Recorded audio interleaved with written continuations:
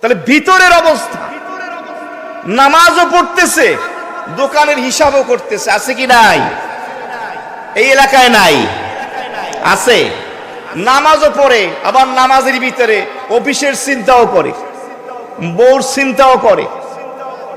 প্রসিদ্ধ ঘটনা আছে না, আসরের নামাজ ইমাম সাহেব 3 রাকাত পরে সালাম ফিরাই দিয়েছে, বাকি আছে কয় রাকাত?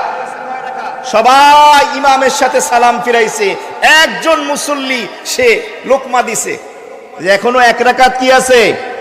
বাকি আছে। ইমাম সাহেব 1 রাকাত পড়লেন, সাহু সিজদা করে নামাজ শেষ করলেন। ইমাম সাহেব বললেন, আমার মসজিদে একজন মাত্র মুসল্লি আছে, খাঁটি মুসল্লি, কেউ কোনো খবর নাই, একজন লোকমা দিছে। কেমনে দিলা? ওই মুসল্লি দাঁড়ায়, হুজুর আমার দোকান হলো 4টা। কয়টা? প্রতিদিন আসরের নামাজে প্রত্যেক রাকাতে এক এক দোকানের হিসাব করি, আজকে 3 দোকানের হিসাব মিলছে, এখনো বাকি আছে। বুঝলাম রাকাতও বাকি আছে। এই হলো অবস্থা।